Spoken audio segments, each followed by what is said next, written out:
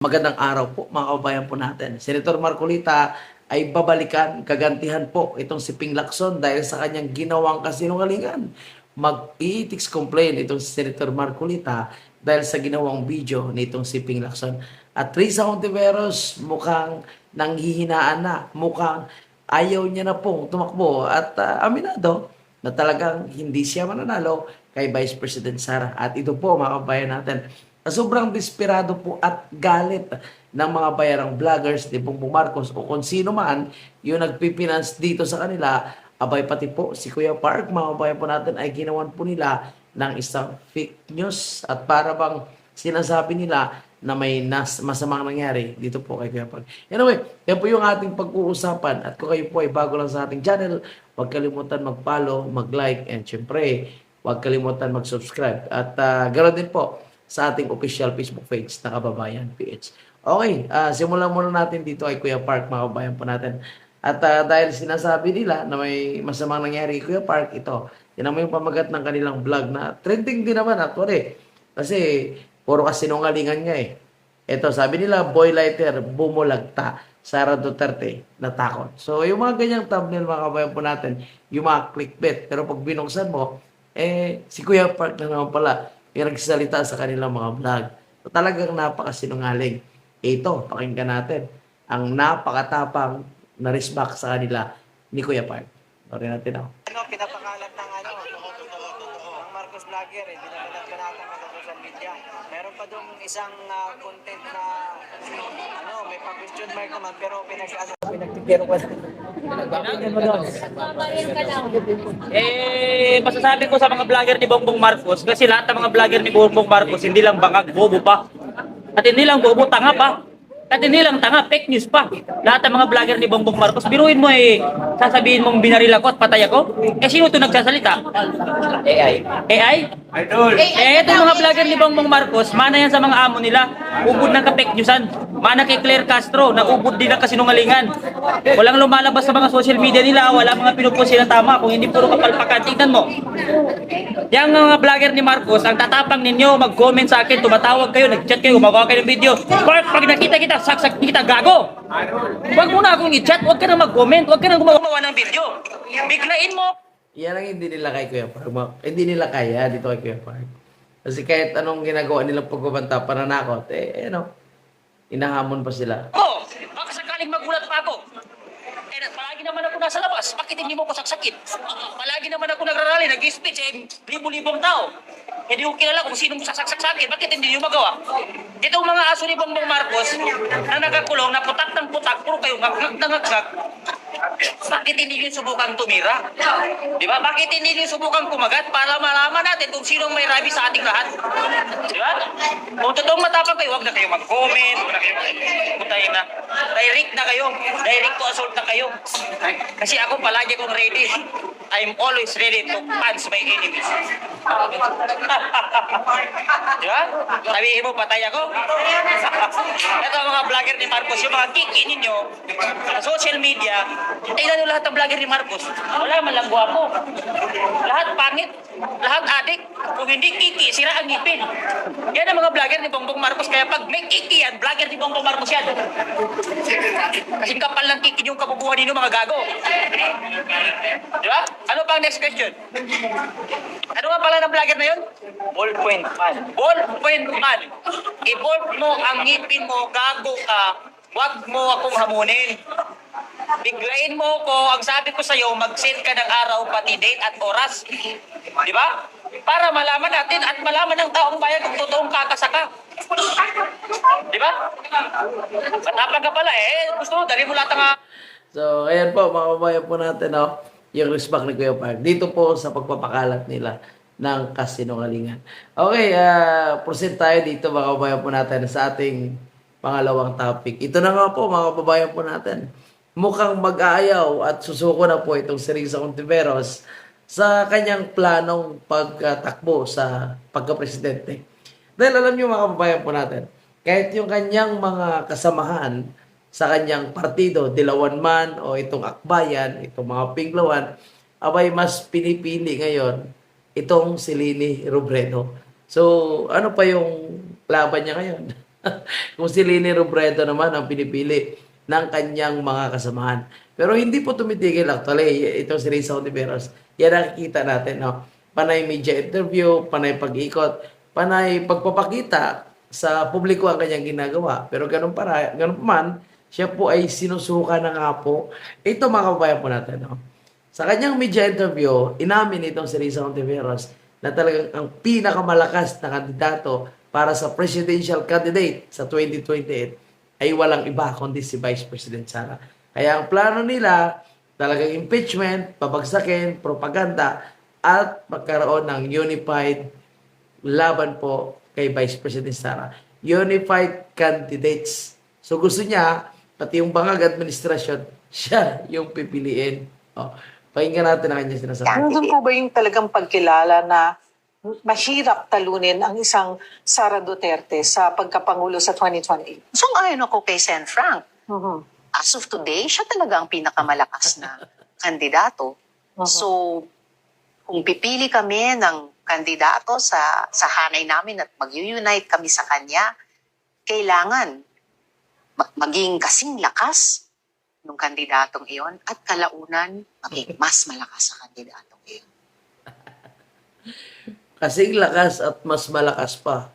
Pucha. Sino namang bobo yung magtitiwala sa inyo? Ngayon pa nga lang, no? Ang ingay nyo pagdating sa anti-political dynasty bill. Pero pagdating sa corruption, tahimik nyo. Ang ingay nila, mga kababayan po natin, pagdating sa 125 million na confidential fund ni Vice President Sara. Yung insertion niya, 3 billion. Hindi niya mapaliwanag kung saan niya ginamit yon, kung sino yung mga recipient nun, at kung mga insertion niya na yon ay natupad nga talaga, napagawa talaga mga proyekto na yon. At ang tanong, magkano ang kanyang komisyon? Kasi yan ang nangyayari, mga kababayan po natin. Magkaroon ng insertion, pero may komisyon. Ito ang nangyayari po sa napakalaking iskandalo ng flood control project. At alam niyo naman siguro, mga kababayan po natin, sa usaping corruption, no? Itong sikat na sikat ngayon, mga kababayan, itong nangyari po dito kay Bongbong Marcos at ang kanyang di umano'y bagman na si Adrian Versamen. Mantakin niyo po, mga kababayan po natin, no? Itong si Versamen, napakatahimik ngayon. Noong nadawit, itong si Adrian Versamen, at nadawit din itong si Executive Secretary Versamen, anong ginawa? Nagre-resign po sila. Pero tingnan nyo anong ginawa ni Ping Lacson?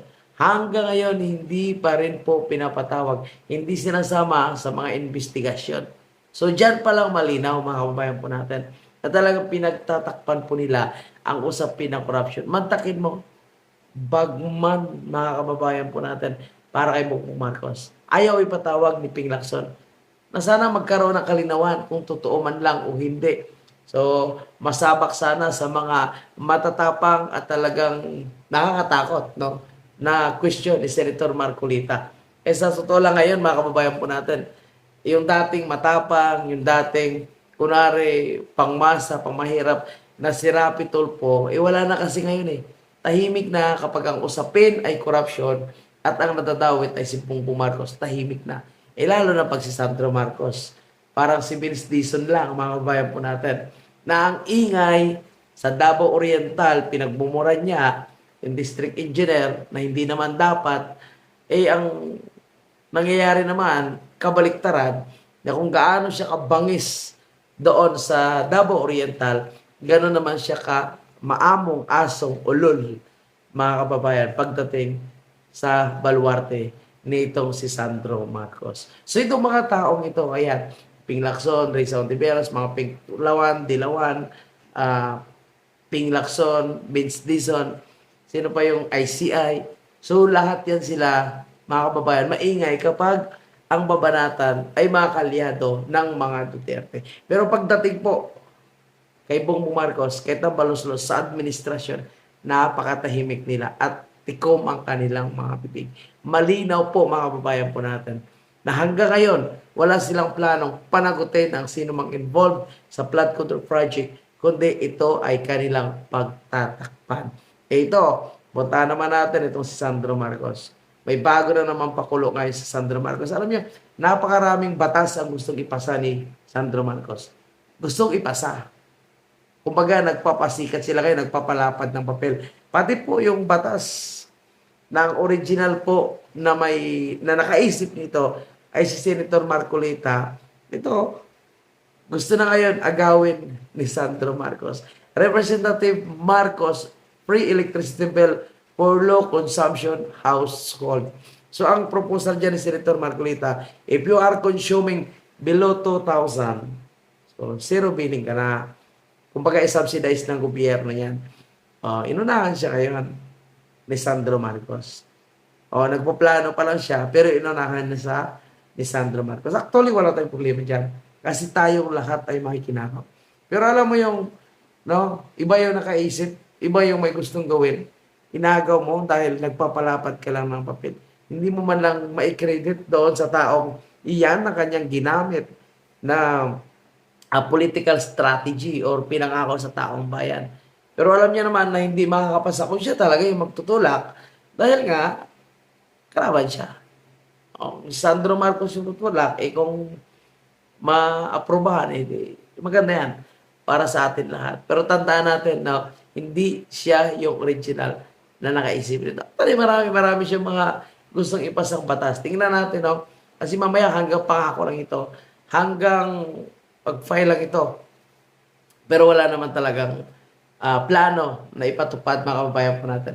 Kahit nga sa dinidiscuss, mga kababayan po natin, ni Congressman Ungab sa isang forum, sa isang meeting, na sinasabi ni Congressman Ungab na hindi nasunod yung Syntax Law at Universal Law. Lalong-lalo na po sa mga public hospital po natin. Anyway, panoorin nyo, nandyan po sa ating Facebook page. In-upload po natin yung i-discuss ni Congressman Ungab. Kung kaya pa may ng oras natin, okay, lalabas natin dito. Pero puntahan muna natin ang impeachment ni Vice President Sara. Gaano kalaki ang posibilidad na pwedeng ma-impeach itong si Vice President Sara? Kung may nakakaalam, walang iba po, kundi yung taga-House of Representatives. So sa pamagitan ni Congressman Ungab, mga kababayan po natin, ito pakinggan natin yung kanyang mga analysis, ang kanyang obserbasyon sa loob mismo ng House of Representatives na kanyang kinabibilangan sa posibilidad ng impeachment ni Vice President Sara. Yung impeachment ni Sara Duterte, merong tatlong grupo nag-file sa House of Representatives. Yung February 2, dalawang grupo. Yung mga bayan, leftist group, nag-file sila against VP Sara. Yung civil society group, yung kasama yung pari na dating adik taon, kasama sila doon. Nag-file sila February 2. Hinighlight talaga ni Congressman Ungab, yung pari na dating adik. Then sometime February 9, may nag-file din. Ang bayan nila, February 9, nag-file sila. So there were 3 impeachment complaints in all 5 sa Office of the Secretary General, House of Representatives. Then yung report na nabasa ko is na-refer na ng Secretary General sa Office of the Speaker. So the Speaker has 10 days to calendar it in the calendar of business. Ang balita mo, baka daw bukas i-calendar na. So pag makalendar yun, i-refer yun sa Committee on Justice. As of now, yun pala ang mga signatories, mga bayan at bayan, to pink, yellow at the red. Wala pa akong narinig na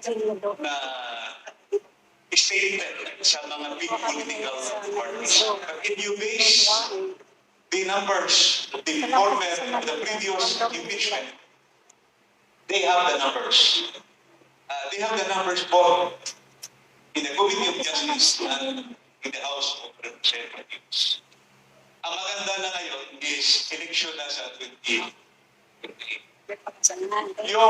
So, yan nga po mga kababayan po natin. Sinasabi ni Congressman Ungab, mayroon talaga silang numero. Nakita natin yan. Kasi nagawa nilang ma-impeach si Vice President Sara. Last year, mga kababayan. So, nandiyan pa rin, karamihan pa rin, nandiyan pa rin. So, 1/3 lang naman eh, di ba? So, sa Senado naman, out of 24, dapat 16. So, sa ngayon, ang majority ay 15 lang. At marami dyan sa miyembro ng majority ay hindi pabor na ma-impeach itong si Vice President Sara. Pero kumakampi sa majority dahil gusto nga nila ng position. Gusto nila ng committee na hahawakan. Anyway, sa House of Representatives, malaki ang posibilidad. Pero questionably pa rin dahil may parating na election. Okay, so mga kababayan po natin, abangan natin yan kung ano ang kanilang gagawin at kung paano nilang ma-impeach itong si Vice President Sara. At kagaya ng sinasabi po ni Congressman Ungab, bantayan natin kung sino po yung mga miyembro ng House of Representatives na pipirma para ma-impeach itong si Vice President Sara. At usaping impeachment, usapin sa Senado, sa Kongreso, ito matindi, makabayan natin. Dahil sa tindi po ng inggit at galit nitong si Ping Lacson, abay, ginawan ng fake splice videos itong si Senator Marcolita para palabasin na mali ang kanyang pinagsasabi. Ang matindi nito, nakabantay pala si Senator Marcolita sa kanyang mga galaw. Ito ngayon, gustong mag-ethics complaint ni Senator Marcolita. May ebidensya po, may video. Kaya Ping Lacson, mukhang nakahanap ka ng katapat ngayon. Alright. Tila may panibagong kontrobersya ang namumuo sa Senado. May ikinakasa raw kasing ethics complaint si Senador Rodante Marcoleta laban kay Senate President pro tempore at Blue Ribbon Committee Chair Ping Lacson. Alamin kung bakit sa agenda report ni Hannah T. May banta raw na ethics complaint laban kay Senate President pro tempore Ping Lacson. Yan ay dahil sa isa umanong spliced video ng isang hearing ng Commission on Appointments. Tama lang talaga yan, mga kababayan po natin, para matuto sila. Kasi alam nyo, parang nangyayari din ngayon yan sa ating bansa. Kapag hinahayaan po natin, kapag tumahimik tayo, wala nang nagsasalita, akala nila tama lang ang kanilang ginagawa at tanggap na po natin yung kanilang ginagawang korupsyon, kasinungalingan at cover up. Kaya dapat maingay tayo. Dapat tuloy-tuloy po yung ating pag-iingay kahit may mga diversionary issues kagaya ng WPS, ICC, impeachment, ni VP Sara, dapat huwag natin kalimutang ibalik ang usapin po ng corruption sa flood control project na daan-daan yung namatay, trilyong piso ang binulsa. So ganoon din po sa ginagawa ngayon ni Senator Marcolita. Hindi niya dapat papalagpasin ito. Kasi the more na pinapalagpas niya itong panggagago ni Ping Lacson sa kanya, tuloy-tuloy yan, nagagawin itong si Pinky Lacson at tuloy-tuloy niyang sisirain ang kapwa niyang senador para sa kanyang personal gain or personal na interest. Diba? Mantakin mo, pinapalabas niya na masama si Senator Marcolita. Banatan mo, Sen Marcolita. Sa isang TV show, una nang inihayag ni Senator Rodante Marcoleta ang kanyang saloobin pagdating sa video umano ng kampo ni Lacson. Laman nito ang pag-iit ni Lacson na atin ang Kalayaan Island Group. Matapos umanong sabihin ni Marcoleta na way beyond our exclusive economic zone ito. Yan ay habang kaharap ni Marcoleta ang isang senior officer sa hanay ng Philippine Navy sa pagdinig. Para kay Marcoleta, hindi raw sinunod ng video ang sequence ng exchange nila ng officer at tila naging misleading daw ito. Umani ng samot-saring reaksyon ang naging pahayag ni Marcoleta at karamihan ay pinaalala sa kanyang may karapatan ng Pilipinas sa West Philippine Sea. Para kay Marcoleta, ethics committee raw ang bagsak ng kapwa niya mambabatas dahil ibang-iba raw ang naratibo sa tunay na nangyari sa CA hearing. Banat ng Tama lang yan, mga kababayan po natin. Dapat may ethics complaint. Alam nyo, sa mga nagsasabing dapat ipaglaban natin ang West Philippine Sea, tama yan. Ipaglaban natin ang ating teritoryo. Atin yan, teritoryo natin yan, mga kababayan. Pero dapat alam natin yung ating pinaglalaban at dapat alamin natin kung bakit nababawasan yung ating teritoryo. Mantakin mo, no? Kaya pala takot sila na makipagdebate kay Senator Marcolita. Itong sila Carpio, itong si Batong Bakal, itong si Tolentino, itong si Lacson. Ayaw nila na makipagdebate kay Senator Marcolita. Bakit? Kasi nga po, may hawak na patunay itong si Senator Marcolita na nabawasan ang teritoryo ng Pilipinas dahil kay curfew. Kaya takot sila ngayon na malalaman ng taong bayan ang katotohanan. Kaya political propaganda, bayarang vloggers, bayarang media, milyon-milyong troll farm, trolls ang kanilang ginagamit na magpapakalat ng fake news at ginagawa nila ng paraan para atakihin si Senator Marcolita. Pero yung lehitimong Pilipino, yung lehitimong social media users, lehitimong mga vloggers na hindi nababayaran, inasasabi yung katotohanan. Kaya galit na galit po sila. Hindi na matanggap, o ito, pati si Lacson, nagpakalat na ng isang fake news at kasinungalingan. Kaya ako saludo tayo sa tapang at paninindigan ni Senator Marcolita.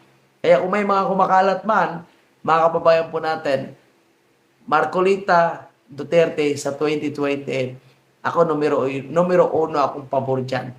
Dahil kung mayroong matapang, may paninindigan, talino, walang iba kundi si Senator Marcolita ngayon sa Senado. And of course, partner ni Vice President Sara, napakagandang tandem yan para sa ikaw unlad ng ating bansa. Kasi mantakin nyo, sa sobrang pagkadesperado nila, kailangan nilang mag-create ng splice, edited videos para ikakasira ng kanyang kapwa senador. Diba? Kaya tama yan, ethics complaint. At abangan natin yan mga kababayan natin. Okay, ito pa sa ating pagpapatuloy mga kababayan po natin. Kanina na pag-usapan po natin, okay, itong mga infrastructure project, flood control project na hanggang ngayon ay walang katapusan. At mukhang walang plano na magpakulong si Bongbong Marcos ng kanyang kaalyado. Mantakin mo ha, si Ben Station pumunta sa Ilocos. Sobrang bait. Poste pa lang 30 milyon na. 30 milyones ang ginastos sa poste. Pero ayon sa nakuhang impormasyon ng ilang mga kritiko ni Bongbong Marcos at vlogger na si Madarahog, syempre, sinasabi na buo pala yung plano niyan. So, paano naging phase by phase or chop-chop or putol-putol yung pag-construct ng tulay na yan? Saan ba talaga napunta ang 30 million? At bakit ganun kamahal? So, kung si Vince Dizon ay galit na galit sa ibang lugar, nagmumura sa kanyang pinupuntahan, bakit dito sobrang tahimik siya? So, hindi tayo nagkamali. At talagang pupunta si Vince Dizon, hindi para banatan itong si Sandro, hindi para banatan yung mga district engineer na kasampot ni Sandro, itong mga kontraktor na kasampot ni Sandro, diyan sa mga maanumalyang proyekto, kundi another cover-up at pagtatakpan. Matagay mo sabihin niya na, hindi yan matatawag na ghost project kasi may nakatayong poste. Hindi nga ghost project. Pero nasaan ang pondo? Bakit poste lang? Napakamahal naman ang poste na yan. 30 million. Wala pang sagot yan si Sandro. Siyempre, nag-iisip pa sila kung anong magandang strategiya na naman ang kanilang gagawin. Kaya ngayon tinatagtad ni Sandro Marcos ng mga magagandang batas, proposal, ang kanyang opisina, nag-create ng kung ano-anong batas na kunwari pumapabor sa OFW, ordinary Pilipino, pero tandaan natin, plano pa lang yan. Kasi yan, ginagawa po nila para mapagtakpan lang, mga kababayan, ang kanilang ginagawang korupsyon at ang kanilang kapabayaan. So, walang pinag-iba ito sa administrasyon ni Pinoy. Kaya kung ang administrasyon ni Bongbong Marcos ngayon ay tinatawag na Pinoy 2.0, talagang ganon yung nangyari ngayon, mga kababayan po natin. Mantakin mo. O dito kay Noynoy, na pinagmamalaki po ng kanyang kaalyado na maganda daw ang administrasyon. Maganda ba yan? Tinan nyo kung gaano karami. Dito lang ako magpupukas sa Yolanda. Yolanda po, ang bilyong-bilyong donation ay ibinulsa nila. Nag-away-away pa sila. Pidap, mama sa panong. Diba? Kaya kung ikukumpara sa lahat ng presidente, mga kababayan po natin, wala silang binatbat sa ating Tatay Digong, sa totoo lang. Wala silang binatbat. Kaya ganoon lang kataas ang ratings ni Vice President Sara na hindi nila kayang pabagsakin. Kasi may mihura. Nakikita ng taong bayan yung magandang ginawa ng nakarang administrasyon, which is tatay ni Vice President Sara. Mantakin nyo, No? Na yung sinasabi ni Claire Castro na nakahiya daw kasi tatay mo is most corrupt. Alam niyo mga kababayan po natin, no? Pati yung sinasabing media na nagpalabas na most corrupt daw si President Duterte, mga kababayan po natin, is unidentified ngayon eh. Walang credibility. Hindi po kilala. Yung nagpalabas na yun, kung sino man yung nagpalabas na yun, ng kasinungalingan na yun, mga kababayan po natin. Most corrupt. So, ano po ang kanilang ebidensya na naging most corrupt? Si President Duterte. Bakit hindi nila kasuhan? Bakit hindi nila ipakulong sa ating bansa? Kung naging totoong most corrupt, di ba mga kababayan po natin, itong si Tatay Digong. Kasi kung may most corrupt sa totoo lang, walang iba po, kundi ang pamilya Marcos. At totoo, nasa Guinness Book of Record nga po sila. Pero kay Tatay Digong, walang anumang patunay o kahit mga allegation po nila, wala silang mapatunayan na talagang may kinurap si President Duterte. Mantakin mo kung ano yung kanyang bahay, yun pa rin. Kung ano kanyang sakyan, yun pa rin. At kung anong kinakain niya nung siya ay ordinaryong tao or mayor sa Davao, yun din ang kinakain niya sa Malacanang. So bakit wala silang maakusa ng most corrupt dito? Wala silang maakusa na corruption issues na Tatay Digong kasi wala nga ginawa. Ay sinasabi ni Claire Castro na nakahiya maging anak ng most corrupt. Iyan ay para kay Bongbong Marcos dahil nasa Guinness Book of Record. At kay Sandro Marcos, nakakahiya maging anak ng isang Bongbong Marcos na pinaka-corrupt. Ang patunay po dyan, mga kabayan po natin, itong napakatinding insertion, yung pagkuha ng pera ng PhilHealth, saan napunta yung Maharlika Investment Fund na pinagkukuha po nila sa lahat ng mga GOCCs. Nandiyan kinuha nila sa PhilHealth, Land Bank, Development Bank of the Philippines, GSIS. Pati yung ginto. Oh. Mantakin mo, dapat maging back tayo ng ginto. Ang ginawa nila, pinagbibenta ang ginto. Ang tanong, saan napunta? Yung pera na pinagbintahan. Dahil wala naman po silang magandang pinagawa ng mga major infrastructure project.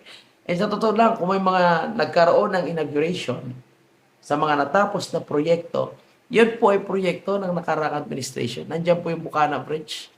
Isa sa pinakamagandang halimbawa dyan. Yung LRT-1 extension, tusukat, bago lang yan. Kahit ngayon yung MRT-7, yung subway, hanggang ngayon ay hindi po natatapos at lalong bumagal yung pagpapagawa. O ang tanong, saan na naman napunta yung pera? Eh, bulsa na naman nila. Kaya hindi lang nagtatapos actually yung usapin ng corruption sa flood control project. Mga kababayan, grabe po. Lahat na ahensya ng gobyerno ay corrupt sa administrasyon ni Bongbong Marcos. Talamak yung drug at krimen. Tingnan nyo ha, napakaraming nahuli na pulburon. Pinagmamalakihan ni John B. Crimolia. Pero mga kababayan, sino yung mga supplier? Sino yung mga financer? Sino yung may hawak ng mga nauhuli na yun? Wala. Alitagtag, Batangas, napakarami. Napakalinaw na yun po ay gawa-gawa lang po para kunwari may achievement po sila. Para kunwari, no, pwede naman daw pala mahuli ang napakarami at limpak-limpak. Tuni-tuniladang pulburon, white powder substance na wala na daw pong nangyayaring AGK. Pero tingnan nyo, araw-araw may mga namamatay ng mga ordinaryong Pilipino. Sino yung pwede makagawa niyan sa mga bata? Sa mga matatanda? Di ba addict? Kaya nakakatawa lang na yung isa ngayon sa mga kilalang addict na pare, pinaghukay yung mga bangkay sa sementeryo. Anong gagawin niya doon? Diba? Eksperimentuhan. Gamitin as evidence against kay Vice President Sara. Grabe, no? Talagang masyado po silang desperado. Masyado po silang napapraning kapag ang pinag-uusapan ay si Tatay Digong, si Vice President Sara. Pati yung Malacanang ngayon, halos lahat na press conference nila ngayon, mga kababayan po natin, no, ay hindi pwedeng hindi mabanggit itong si Vice President Sara. Kaya nga itong rason kahit sabi ni Attorney Clinchong, no, noon pa man, kahit nagkakaroon ng unit team, ay talagang nagkaroon ng dagdag bawas para madikitan si Vice President Sara. Kaya ito ang nakikita kong isa sa rason kung bakit hanggang ngayon galit sila kay Vice President Sara. Kasi hindi nila kayang pantayan ang pagmamahal ng taong bayan sa mga Duterte. Mantakin mo, nagdagdag para sila. Sabi ni Atty. Clenchok, para lang halos dumikit doon sa bilang ni Vice President. Kaya palagay ko mga kababayan po natin, iyan ang rason kung bakit hanggang ngayon sobrang selos na selos at galit na galit itong si Palaka ay Bibi Sara. Ito, pakinggan nyo, bagong banat na naman ito. Isa, nakipag-usap sa Smartmatic para dagdagan yung boto ni Bongbong. Bongbong. Para idikit yung boto niya kay Inday. Grabe. Because kung si Bongbong is 24 million at si Inday 32 million, sinong titigalain ninyo ang leader? Hindi si Bongbong, si Inday. Tama. Diba? O, yan pala yung kanilang ginagawa. Kaya siguro, hindi tayo magtaka kung bakit silos na silos po itong si Satanas at hindi nila matanggap na talagang mahal ng taong bayan ang mga Duterte at mahal ng taong bayan si Bibi Sara. Kaya ngayon ginagawa nilang lahat, impeachment, pera ng taong bayan, inuubos nila, no, nagnakaw po sila para gamitin pondo sa susunod na galaw nila bago ang eleksyon o sa impeachment ni Vice President Sara. Pero God is good, ika nga mga bayan po natin. Kasi kinakarma na sila. O, nakita nyo na po ba, mga babayan, yung bagong picture na kumakalat ngayon ni Bongbong Marcos at itong si Martin Romualdez na sobrang payat po, mga babayan po natin. Ako po, mukhang sinisingil na po sila ng mga bulate, no, sa kalupaan. Mukhang inaantay na po sila. Mukhang kailangan na yung advance na balsamador. Shoutout po kay DJ Maha on TikTok. Mukhang kailangan ka na dito, DJ Maha on TikTok. Kailangan nila yung embalsamador. Kasi nakikita natin ngayon, tingnan nyo po kung paano maningil ang karma kay Bongbong Marcos at dito kay Martin Romualdez. Kinakain na po sila ng kanilang sariling katawan. Tingnan mo yung kanilang pagpayat. No? Diyan mo makikita na sobrang stress po sila. Kahit ano ang sabihin ng kanilang tagapagsalita, ng kanilang mga kalyado, na hindi sila apektado dahil wala naman daw po silang ninakaw, pero ang katawan nila ay nagkukontradict. Sobrang galit ng kanilang konsensya at katawan. Kinakain na po sila at ito na. Nangangayat na po sila ngayon. Mukhang magkasabay pa yung dalawa. Ibalita ko, si Bongbong Marcos is labas-pasok daw po ito sa ospital. Balita ko lang naman yan. Kung totoo man yan o hindi, syempre, nasa kanila yan kung paano nila patunayan. At nakakatawa yung mga nasa comment section na sobrang pagnanakaw daw ni Bongbong Marcos, pati ang kanyang tagiliran ay nilagyan niya ng bulsa. Kaso, hindi bulsa para sa pera, kundi septic tank pala yun. Anyway, God is good. At alam natin mga kabayan na hindi po magtatagumpay itong mga sinungaling na ito. At abangan natin kung kailan pipirma yung mga bulate sa mga taong ito. Mga kabayan, ulitin natin, hindi po sila magtatagumpay. At kahit anong gawin ni Risa Ontiveros, hindi niya kayang talunin si Vice President Sara. At kahit anong gawin ng mga paring ito, ng mga dilawan, no, na pag-aakusa kay Tatay Digong sa usapin ng ICC, sa usapin ng HEC, hindi nila kayang lasunin ang kaisipan ng taong bayan. Siguro yung ICC kaya nilang bayaran. Pero ang taong bayan, hindi nila mapapaniwala, hindi nila ma-convert ang pagmamahal, ang pagpapasalamat ng taong bayan dahil naging safe yung ating bansa nung panahon ni Tatay Digong dito sa mga akusasyon po nila na AGP. Kaya alam ko na ang gustong mangyari ng taong bayan, maging Duterte pa rin ang Pilipinas. Maging Duterte pa rin ang mamumuno sa ating bansa. May tapang, malasakit, konsensya, at yung tunay na may pagmamahal sa taong bayan. Kaya abangan natin ang pag-upo ni Bibi Sara. At, syempre, abangan natin yung paniningil ng karma. So yun lang po mga kabayan natin. Maraming salamat and God bless po.